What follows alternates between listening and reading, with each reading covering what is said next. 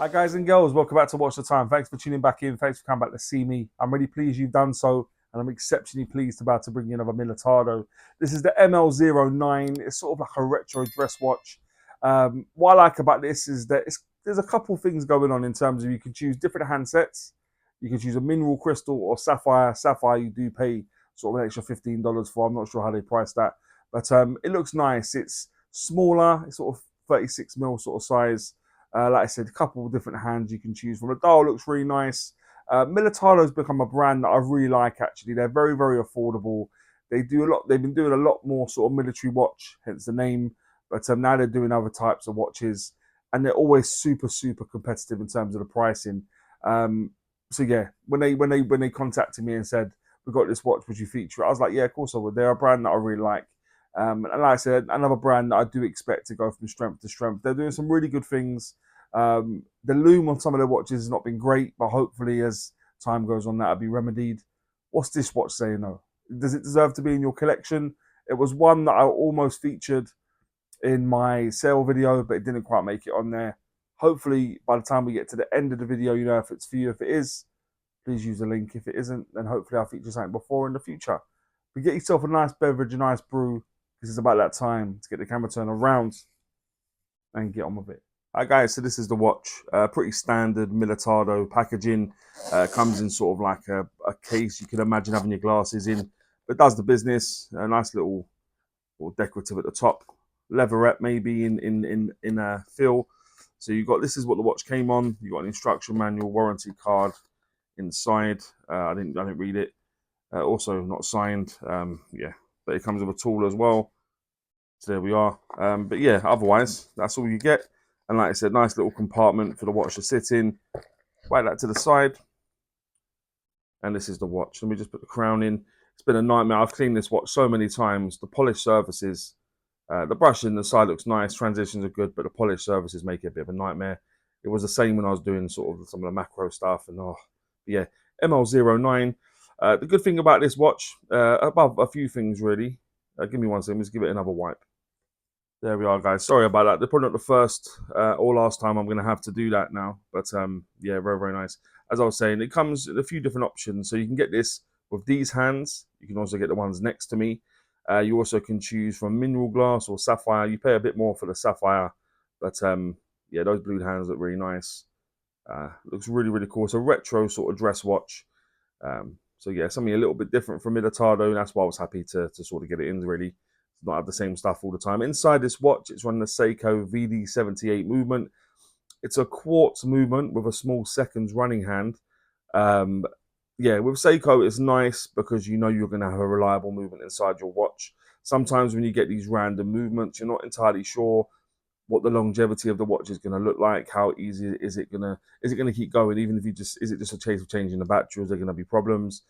But with Seiko movements, they're very reliable. Just change the battery, it's going to keep going and going. So yeah, the VD78 inside this watch. The construction of the watch, aside from the crystal and the strap, is all 316L stainless steel. So that's the high polished bezel. You got polished at the top of the case, polished on the pin buckle clasp, polished on the crown. You got brushing at the side of the case, drilled lugs, brushing at the back on the there, and the clasp. Please tell me why it's got. I think it's either B blast or sandblast. Why they got that on there? I have no Scooby Doo really.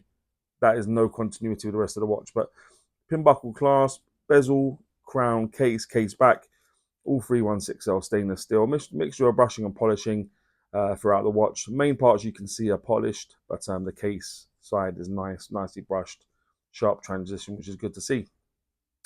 The case thickness of this watch is 10.4 millimeters. The case diameter I measured from the 8 to the 2, it was coming in bang on 36 millimeters. When you go from the 9 to the 3, including the crown, it was coming at 38.2 millimeters. The lug width on this is 20, and the lug to lug, tip to tip of the watch is 43.8 millimeters. So a really dynamic style retro dress watch, and it's going to appeal to lots of different wrist sizes, unisex in nature as well, probably because of the size. And yeah, that's the proportions, guys. The case back is screwed down. I haven't got the tool to take this off, but I have to get one really because this is getting more prevalent in terms of the way they're doing it. But yeah, screwed down, push-pull crown at the 3 o'clock position, polished at the sides, fixed, high polished bezel. So there we are. The leather strap it comes on is really comfortable, quick release, genuine leather, I have no doubt. Looks like a nice bit of leather as well. Super, super comfortable. You've got several holes for it to fit you. Like I said, pin buckle clasp. I do not understand the finishing on there. Hopefully they'll change that and keep it more in keeping. Let's give it a brush one. They don't need a sort of bead or sandblast finish on it because there's no other. That's not including the gate. I don't know why they've done that. Bemused. So yeah, the crystal covering the dial on this one is mineral, but as I say, you can pick it up with sapphire. So yeah, you have those options. Like I said, you can also get 2 different style of hands, this and one other. So you've got a couple of options. The water resistance, this site has been 100 meters, so that'll give you 10 atmospheres of water resistance, and the weight will appear in the top right. So 45 grams, guys. 45 grams. That's like a Casio, isn't it? Really, very, very light. No, obviously it's on a leather strap. It's got a quartz movement.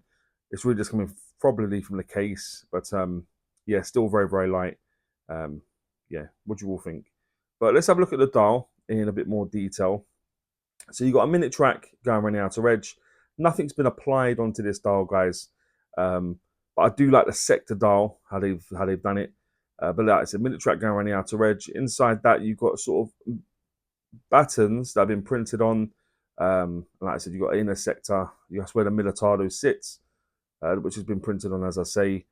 You've got the second hand, the second area down at the 6 o'clock position.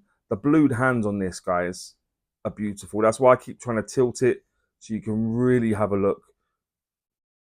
Blued hands are not always done really well, especially at the different price points. But I think these blued hands are one of my favorite things about this watch. When you move it in the light and you get different sort of, when you see it come through, it just looks absolutely stunning. Good proportions on the hands. I'm hoping that's the same for both handsets that you can choose from. Because yeah, you want that level of consistency. Like I said, Militado just printed on just below the 12 o'clock position.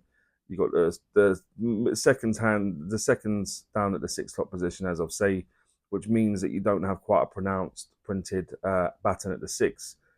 You've got sort of like a white, almost silvery dial in places.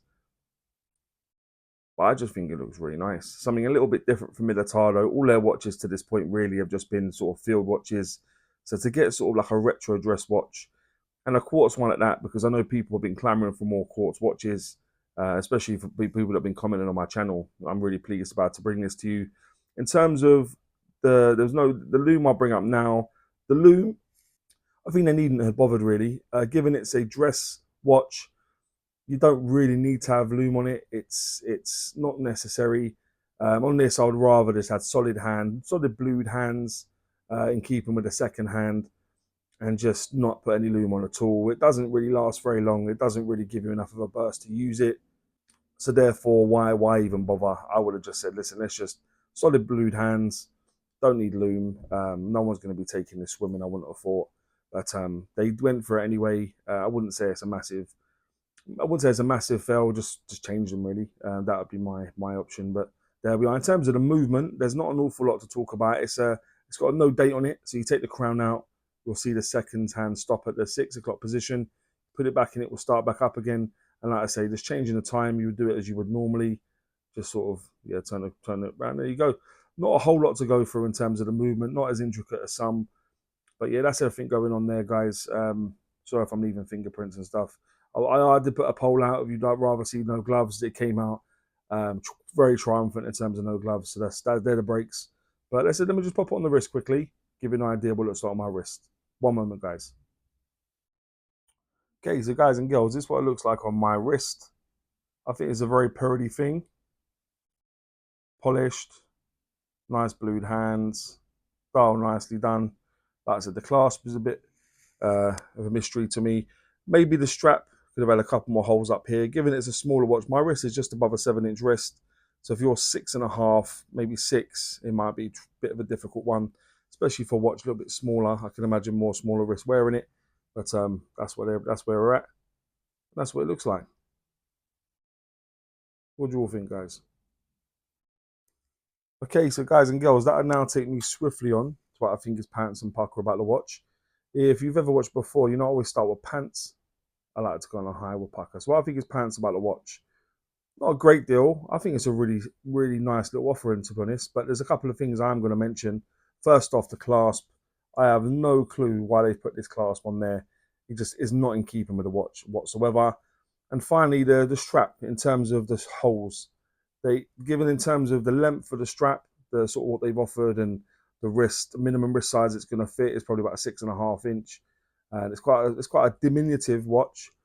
I think the strap needs to be a little bit longer in terms of the hole. So we'll say the clasp and strap holes. What I think is pants. What I think is Pukka. Quite a bit more, to be honest, because I do think this is a really cool offering from Militado. Something a bit different from them. I go with the crystal clarity. I gotta say, when I was recording this, when I was filming stuff, it was pretty easy, especially where it's not flat. They've obviously added a reasonable amount of AR coating on there, which is good. The dial, a nice sector dial, different shades coming through, which is nice to see. The hands, like I said, the hands on this are stunning. I do like those blued hands. I just think it works really, really well against the backdrop of the dial. The size, for myself, I like smaller watches.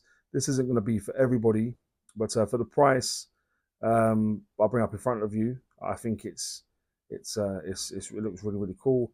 The leather strap, like I said, I like the leather strap in terms of the way it feels. It feels quite premium. Unfortunate about the holes, but the strap is nice. The general look, if you're looking for something like this at a very modest price, with the reliability of the movement and stuff, I think Militado may well have you covered. And finally, the finishing. Like I said, the polishing on this is mirrored so well. You've got the brushing at the side, which is done impeccably. I think it's just finished really well, especially for the price points. They're the things I'm going to say. I go with the crystal clarity, dial, hands, size, leather strap, general look, and the finishing of the watch. And that'll take me on to, would I recommend this watch? And I mean, if you're not really into quartz pieces, it's probably a no for you. But I mean, given most watches now, people buy automatic, aren't they, or mechanical, and to some degree. I know VH31 movement's become really popular because it sort of splits the difference.